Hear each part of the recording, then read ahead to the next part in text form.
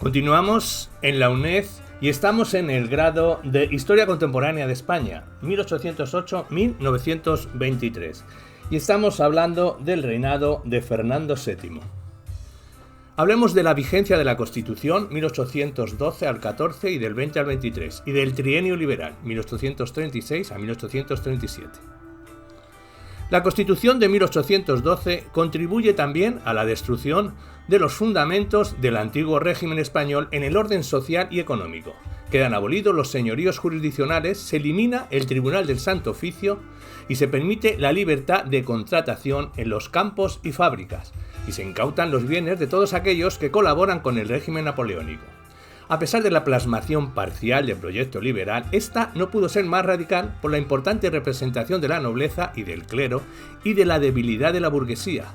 Las Cortes no aplican un programa de desamortización que favorezca la liberación de las tierras y su distribución entre el campesinado. La restauración en el trono español de Fernando VII se produce tras la derrota de los ejércitos napoleónicos en Europa. Es liberado por el emperador tras la firma del Tratado de Versailles 1813, por el cual el monarca recupera la corona y se otorgan garantías a los colaboradores de la anterior administración francesa. El rey vuelve en 1814 con unos mínimos conocimientos de la situación española. Con la ayuda británica y del general Eguía, el rey anula la constitución liberal, establece el absolutismo y da paso a una honda represión contra los liberales, que se ven obligados a marcharse del país. A su llegada a Madrid, un numeroso grupo de diputados absolutistas se presenta el Manifiesto de los Persas, documento de carácter absolutista que justifica la anulación de la obra legislativa de las Cortes de Cádiz.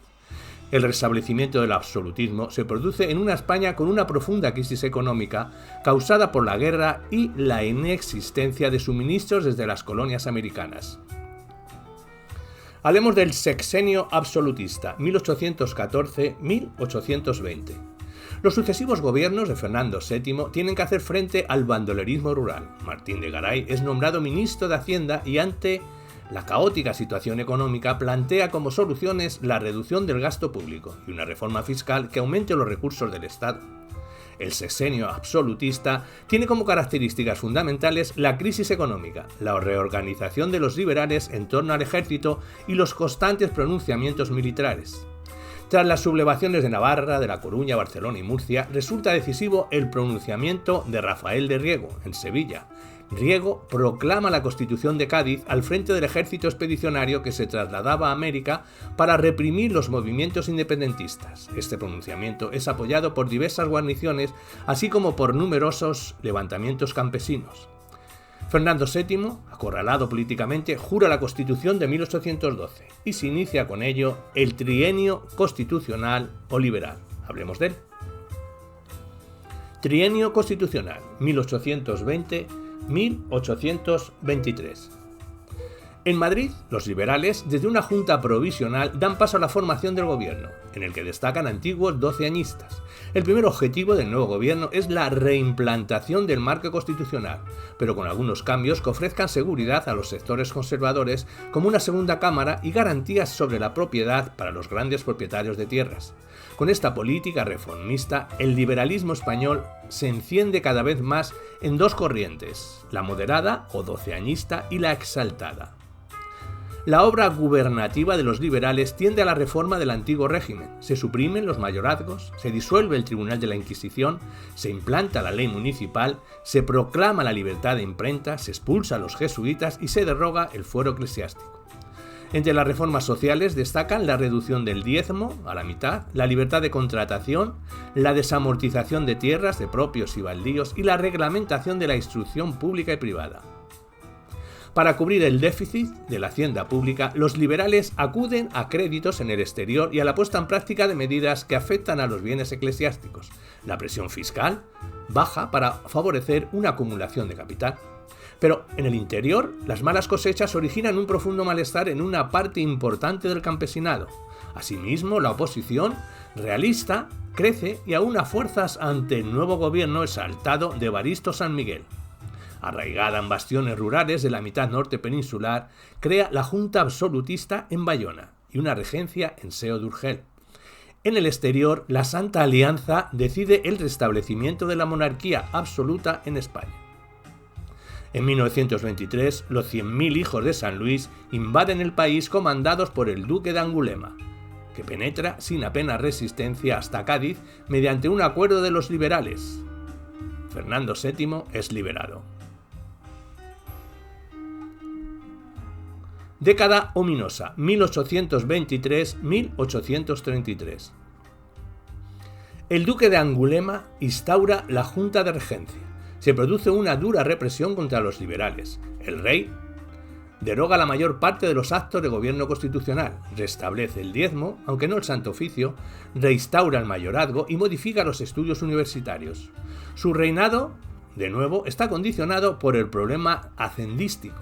El absolutismo no tiene respuesta al problema, por lo que la administración acaba por adoptar una actitud más moderada. Al pasar a ser dirigida por antiguos afrancesados arrepentidos, aparece como novedad el Consejo de Ministros. Esta nueva situación desencadena la oposición de los elementos más absolutistas que poco a poco se agrupan en torno a su hermano, Carlos María Isidro. En 1827 se producen revueltas en Cataluña. Se exigen la disolución del ejército, la abolición de la enseñanza pública y la restauración de la Inquisición. Además, al considerar que la política de Fernando VII era demasiado blanda con los liberales, se apoya la cesión de la corona a su hermano. Este movimiento consigue movilizar a un importante número de hombres armados que crean una junta provincial en Manresa. Todo ello obliga al monarca a trasladarse a Cataluña y dirigir personalmente la represión del levantamiento.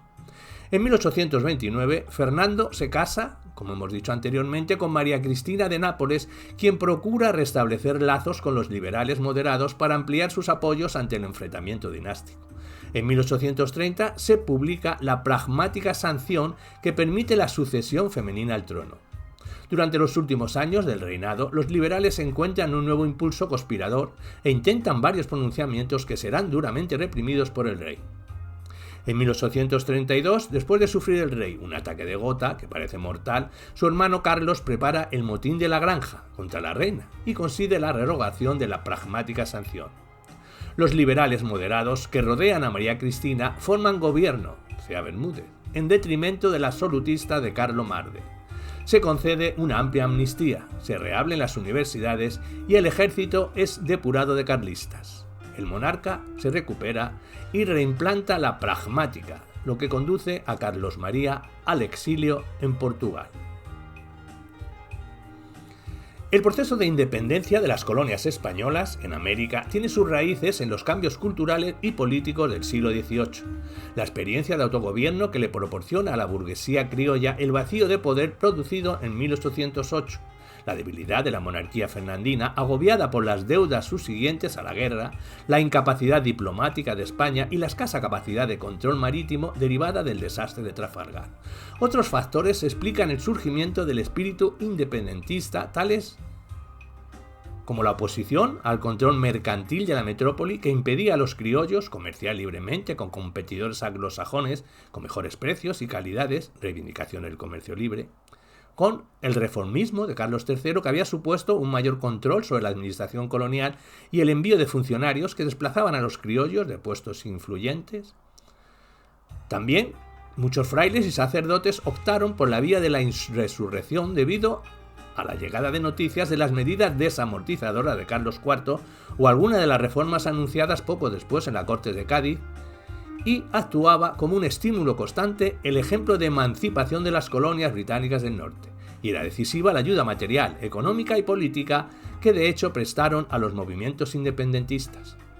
Durante el siglo XVIII, la política de los ilustrados españoles sobre las colonias americanas redujo con su monopolio comercial el crecimiento de la burguesía criolla, clase social que controlaba las riquezas del suelo y subsuelo, pero que estaba apartada de los centros de decisión política y administrativa, reservados a la minoría peninsular.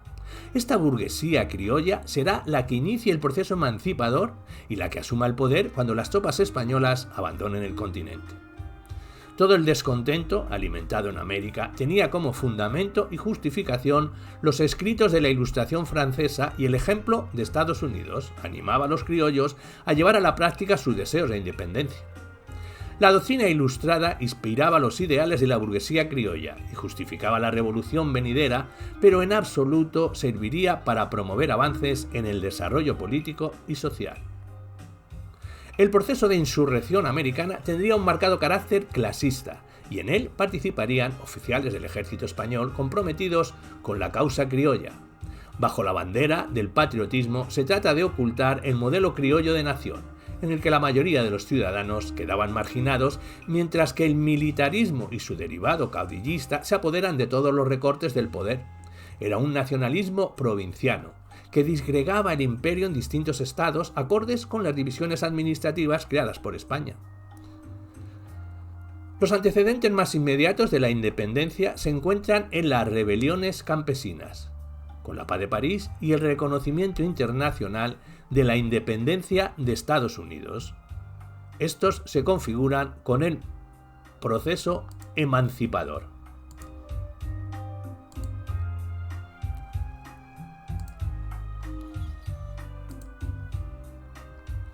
El comienzo de la Guerra de la Independencia, el vacío de poder que supone la prisión de Fernando VII en Bayona y Valencia y la falta de respuesta de los organismos tradicionales españoles tienen reflejo en las colonias americanas.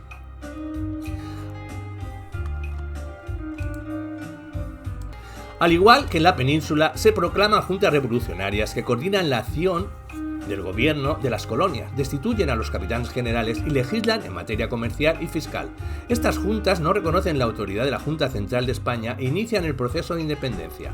Destaca el papel de San Martín de Argentina, Bolívar en Venezuela, Colombia, entre otros. Con la vuelta de Fernando VII a España, en 1814, se restablece la situación reconquistando la mayor parte del territorio y encarcelando o forzando al exilio a los líderes independentistas. La monarquía de Fernando VII no puede aguantar una segunda oleada independentista. La situación extremadamente grave de la economía peninsular y de la hacienda española apenas proporciona recursos para el mantenimiento de un conflicto que rebrota a partir de 1816. La falta de apoyo por parte de otras potencias para el mantenimiento de la situación colonial, la permanente presencia del Reino Unido, que obstaculiza el dominio español al suministrar armas a los insurrectos, como respuesta al anterior apoyo español y francés de las colonias británicas que pretendía la independencia, y a los nuevos proyectos norteamericanos para el conjunto del continente, sirven de estímulos a los independentistas. En el norte, Simón Bolívar obtiene el apoyo de la población indígena.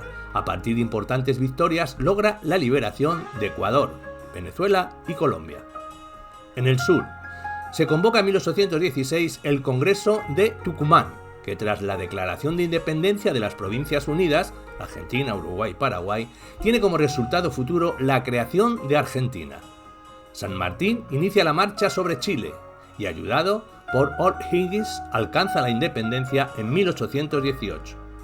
A partir de entonces, se inicia la conquista del norte andino, donde se produce el estrangulamiento del ejército español ante la acción combinada de Bolívar por el norte y de San Martín desde el sur. Perú cae en 1821.